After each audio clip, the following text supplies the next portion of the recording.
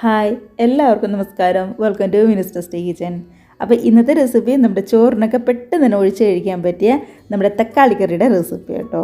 തക്കാളിയും അതേപോലെ തന്നെ തേങ്ങാരപ്പും ഒക്കെ ഉപയോഗിച്ച് പെട്ടെന്ന് തന്നെ സിമ്പിളായിട്ട് നമുക്ക് റെഡിയാക്കി എടുക്കാവുന്നതേ ഉള്ളൂ ഈ കറി. അപ്പോൾ ഈ തക്കാളി കറിയും അതേപോലെ തന്നെ ഒരു തോരനും പപ്പടമൊക്കെ ഉണ്ടെന്നുണ്ടെങ്കിൽ അത് തന്നെ ധാരാളമായിരിക്കും നമ്മുടെ ചോറിന്. അതേപോലെ തന്നെ നന്നായിട്ട് കുറുകിയിരിക്കുന്ന ഒരു കറിയാട്ടോ.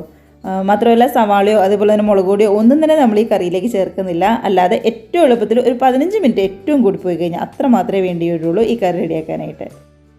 കണ്ടോ, അത് കാണുമ്പോൾ തന്നെയാണെങ്കിൽ നിങ്ങൾക്ക് അറിയാൻ പറ്റും നന്നായിട്ട് കുറുകിയിരിക്കുന്ന ഒരു കറി തന്നെയാണ്. അപ്പോൾ തക്കാളിയൊക്കെ കയ്യിലുള്ളപ്പോൾ ഇതേപോലെ ഉറപ്പായിട്ടും ട്രൈ ചെയ്ത് നോക്കുക. കമൻസൊക്കെ ആണെന്നുണ്ടെങ്കിലും മറക്കാതെ അറിയിക്കുക. നമുക്ക് കണ്ടു നോക്കിയാലോ എങ്ങനെ നമ്മുടെ ഈ കറി റെഡിയാക്കുന്നതെന്ന്.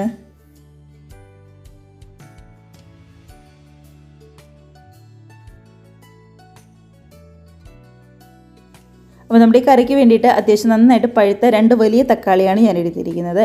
നന്നായിട്ട് പഴുത്ത തക്കാളി എടുക്കുകയായിരിക്കും കുറച്ചും കൂടി നല്ല ടേസ്റ്റ് ഉണ്ടാവുക പച്ച തക്കാളിനേക്കാളും. ഇനിയിപ്പോൾ എടുത്തിരിക്കുന്ന തക്കാളി രണ്ടും നമുക്ക് ചെറുതായിട്ട് ഒന്ന് കട്ട് ചെയ്ത് വയ്ക്കാം. അപ്പോൾ കട്ട് ചെയ്തൊക്കെ നമ്മുടെ ഇഷ്ടത്തിനനുസരിച്ച് ചെയ്യാം. ഞാനിപ്പോൾ നീളത്തിൽ ചെറിയ ചെറിയ പീസാക്കിയിട്ടാണ് കട്ട് ചെയ്തിരിക്കുന്നത്. കണ്ടോ, ഞാനിപ്പോൾ നീളത്തിൽ ഇതേപോലെയാണ് കട്ട് ചെയ്തിരിക്കുന്നത്. ഇതേപോലെ തന്നെ വേണമെന്ന് നിർബന്ധമൊന്നുമില്ല. എന്നിട്ട് ഒരുപാട് തീരെ ചെറിയ ചെറിയ പീസായിട്ട് കട്ട് ചെയ്യരുത്.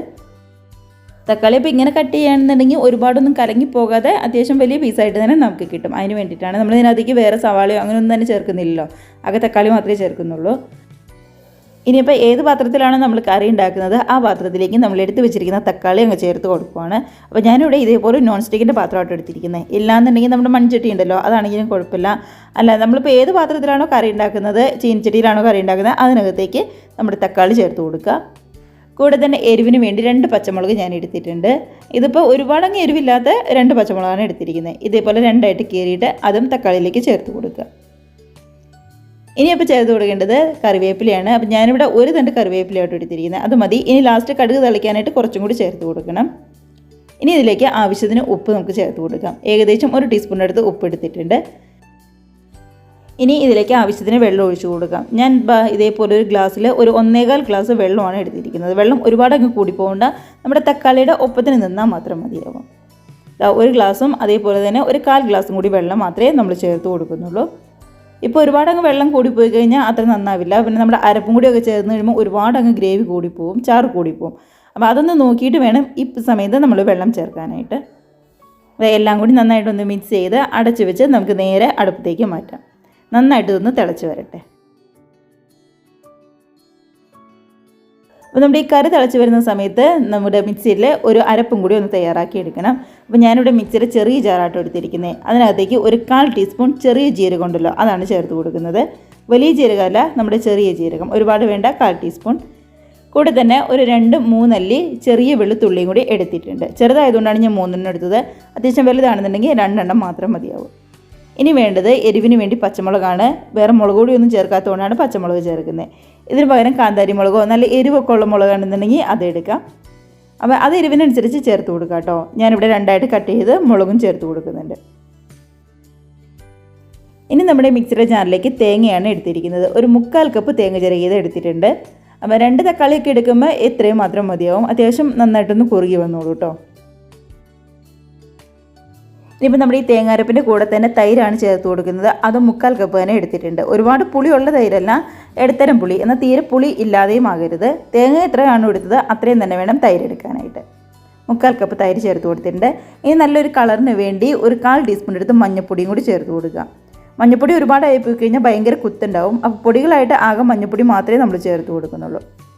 അപ്പോൾ ഇനി ഇതെല്ലാം കൂടി നല്ല പോലെ തന്നെ ഒന്ന് അരച്ചെടുക്കുകയാണ് ചെയ്യുന്നത്. ഒട്ടും തന്നെ വെള്ളമൊന്നും ചേർക്കേണ്ട, തൈര് ചേർത്തിട്ടുണ്ട്.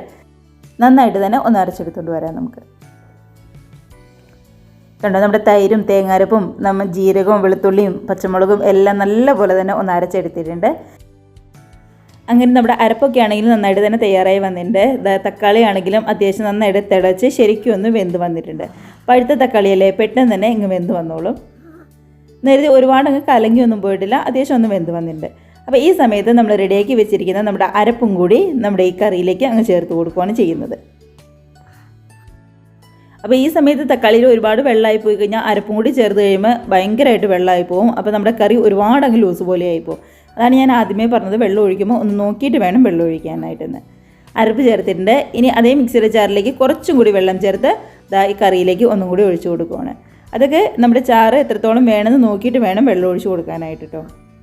എല്ലാം കൂടി നന്നായിട്ടൊന്ന് മിക്സാക്കി നമ്മുടെ ഈ അരപ്പ് നന്നായിട്ടൊന്ന് ചൂട് കയറി വരുന്നവരെ ഇളക്കി കൊടുക്കാം. അപ്പോൾ ഗ്യാസ് ഫുൾ ഫ്ലെയിമിലൊന്നും വെക്കേണ്ട, ഒരു മീഡിയം ഫ്ലെയിമിൽ മാത്രം വെച്ചാൽ മതി. തൈര് ചേർത്തതല്ലേ, ഒരുപാട് അങ്ങ് തിളപ്പിക്കൊന്നും വേണ്ട, നല്ല പോലെ തന്നെ ഒന്നങ്ങ് ചൂട് കയറി വന്നാൽ മാത്രം മതിയാവും കേട്ടോ. അപ്പോൾ ഇത്രയേ ഉള്ളൂ നമ്മുടെ കറി. ഇനി നന്നായിട്ട് ചൂടായി വരുമ്പോൾ ഒന്ന് കടുക് തളിച്ചാൽ മാത്രം മതിയാവും. കണ്ടോ, ഏറ്റവും എളുപ്പത്തിൽ നമുക്ക് ചെയ്തെടുക്കാൻ പറ്റാവുന്ന കറിയല്ലേ. വേറെ മുളക് പൊടിയൊന്നും ചേർക്കാത്തതുകൊണ്ടാണ് ആ കളറിന് ചെറിയൊരു വ്യത്യാസമുള്ളത്. നന്നായിട്ട് തന്നെ ചൂടൊക്കെ കയറി വന്നിട്ടുണ്ട്. കണ്ടോ, ഇത് മതിയാവും. ഒരുപാടൊക്കെ തിളച്ച് പോകാതെ പ്രത്യേകം ശ്രദ്ധിക്കണം കേട്ടോ. അപ്പോൾ നമുക്ക് ഗ്യാസ് ഓഫ് ചെയ്ത് നമുക്കിത് കടുക് തളിക്കാനായിട്ട് തുടങ്ങാം.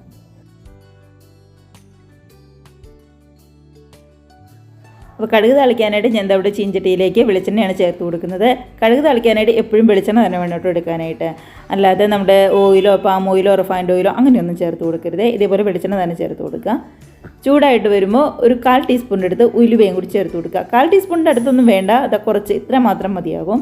ഉലുവ ഒരുപാട് കൂടിപ്പോയി കഴിഞ്ഞാലും അത്ര ടേസ്റ്റൊന്നും ഉണ്ടാവില്ല. ഇനി ഇതിലേക്ക് ഒരു 1/2 ടീസ്പൂണിൻ്റെ അടുത്ത് കടുകും കൂടിയാണ് ചേർത്ത് കൊടുക്കുന്നത്. വെളിച്ചെണ്ണ നന്നായിട്ട് ചൂടായി വരാതെ ഇതൊന്നും ചേർത്ത് കൊടുക്കരുതേ.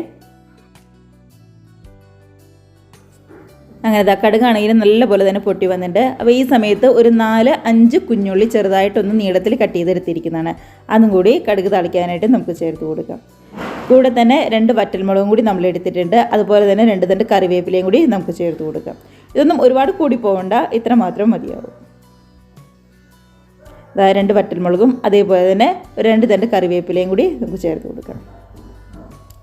ഇതെല്ലാം കൂടി നല്ല പോലെ ഒന്ന് വഴറ്റി ആ ഉള്ളിയുടെയൊക്കെ പച്ചമണം പതുക്കെ ഒന്ന് മാറി വന്ന് ഒരു പതുക്കെ ചെറിയൊരു ഗോൾഡൻ കളറായി കഴിയുമ്പോൾ ഗ്യാസ് ഓഫ് ചെയ്ത് നമ്മുടെ കറിയിലേക്ക് നേരെ അങ്ങ് ഒഴിച്ചു കൊടുക്കുകയാണ് ചെയ്യുന്നത്. അപ്പോൾ ഈ സമയത്ത് കരിഞ്ഞു പോകാതെ പ്രത്യേകം ശ്രദ്ധിക്കണം. ഉള്ളിക്കൊക്കെ ആണെന്നതിന് ഒട്ടും തന്നെ കനവില്ലാത്തതാണ്, അതുകൊണ്ട് പെട്ടെന്ന് തന്നെ കരിഞ്ഞു പോകും കേട്ടോ. ശ്രദ്ധിച്ച് വേണം എപ്പോഴാണെങ്കിലും ഏത് കറിക്കാണെങ്കിലും കടുക് തളിക്കാനായിട്ട്. കണ്ടോ, അത്യാവശ്യം നന്നായിട്ട് തന്നെ കളറൊക്കെ ഒന്ന് മാറി ആ പച്ചമണമൊക്കെ ഒന്ന് മാറി വന്നിട്ടുണ്ട്. അപ്പോൾ ഗ്യാസ് ഓഫ് ചെയ്ത് നമുക്ക് നേരെ റെഡിയാക്കി വെച്ചിരിക്കുന്ന കറിയിലേക്ക് അങ്ങ് ചേർത്ത് കൊടുക്കാം. അപ്പോൾ ചൂടോടുകൂടി തന്നെ കറിയിലേക്ക് നമ്മുടെ കടുക് താളിപ്പും കൂടി അങ്ങ് ഒഴിച്ച് കൊടുക്കുക. കണ്ടത് ഇത്രയേ ഉള്ളൂ നമ്മുടെ കറി എന്ന് പറയുന്നത്. അപ്പോൾ താളിപ്പും കൂടി ചേർത്ത് കൊടുത്ത് അടച്ച് വെച്ച് ഒരു 5 മിനിറ്റ് അത് അങ്ങനെ തന്നെ ഇരിക്കട്ടെ. ആ താളിപ്പൊക്കെ ആ കറിയിലേക്ക് നന്നായിട്ടൊന്ന് ഇറങ്ങി ചെല്ലാൻ വേണ്ടിയിട്ടാണ്, ആ ടേസ്റ്റൊക്കെ നല്ല പോലെ ഒന്ന് മാറി വരാൻ വേണ്ടിയിട്ടാണ് നമ്മളിങ്ങനെ അടച്ച് വയ്ക്കുന്നത്. അതവിടെ അടച്ച് വെച്ച് ശരിക്കും ഒന്ന് സെറ്റ് ആവാനായിട്ട് ഒരു 5 മിനിറ്റെങ്കിലും അവിടെ മാറ്റി വയ്ക്കുക. അങ്ങനെ ഒരു 5 മിനിറ്റൊക്കെ കഴിഞ്ഞു. അത്യാവശ്യം നന്നായിട്ട് തന്നെ കറിയിലേക്ക് ആ താളിപ്പൊക്കെ ഒന്ന് ഇറങ്ങി ആ ടേസ്റ്റൊക്കെ നന്നായിട്ടൊന്ന് ഇറങ്ങി വന്നിട്ടുണ്ട്. ഇത് മതിയാവും. അപ്പോൾ കണ്ടല്ലോ, ഇത്രയേ ഉള്ളൂ നമ്മുടെ കറി എന്ന് പറയുന്നത്. ഏറ്റവും എളുപ്പത്തിൽ നമുക്ക് റെഡിയാക്കി എടുക്കാവുന്നതേ ഉള്ളൂ. അപ്പോൾ തക്കാളി കൊണ്ട് ഇതേപോലെ ഒരു തവണ കറി ഉണ്ടാക്കി നോക്കിയിട്ടില്ലെങ്കിൽ ഉറപ്പായിട്ടും ട്രൈ ചെയ്ത് നോക്കാം കേട്ടോ. അപ്പോൾ നന്നായിട്ട് തണുത്ത് കഴിയുമ്പോൾ ഇതേപോലെ അങ്ങ് കുറുകി വരും. അപ്പോൾ ഗ്രേവി ഒരുപാടായി പോയി കഴിഞ്ഞാൽ ഭയങ്കരമായിട്ട് അങ്ങ് ലൂസായി പോവും. കണ്ടോ, ഇപ്പോൾ തക്കാളിയൊക്കെ ആണെന്നുണ്ടെങ്കിൽ ഒരുപാട് വെന്ത് കുഴഞ്ഞൊന്നും പോകാതെ നന്നായിട്ട് തന്നെ നമുക്ക് കിട്ടിയിട്ടുണ്ട്. അപ്പോൾ നല്ല ചൂട് ചോറിൻ്റെ കൂടെ നമ്മുടെ ഈ തക്കാളിക്കറിയും അതേപോലെ തന്നെ തോരനും പപ്പടവും അച്ചാറും ഒക്കെ ഉണ്ടെന്നുണ്ടെങ്കിൽ പിന്നെ ചോറിന് വേറെ ഒന്നും തന്നെ വേണ്ട, അടിപൊളിയായിട്ടിരുന്ന് കഴിക്കാവുന്നതേ ഉള്ളൂ. ഉറപ്പായിട്ടും ട്രൈ ചെയ്ത് നോക്കുക. കമൻസൊക്കെ ആണെന്നുണ്ടെങ്കിലും മറക്കാതെ അറിയിക്കുക കേട്ടോ. നമുക്കപ്പോൾ ഇതേപോലുള്ള പുതിയ നല്ല അടിപൊളി വീഡിയോസൊക്കെ ആയിട്ട് വീണ്ടും കാണാം. അതുവരെ എല്ലാവരും ഹാപ്പിയായിട്ട് ഹെൽത്തിയായിട്ട് സേഫായിട്ട് ഇരിക്കുക. ബൈ.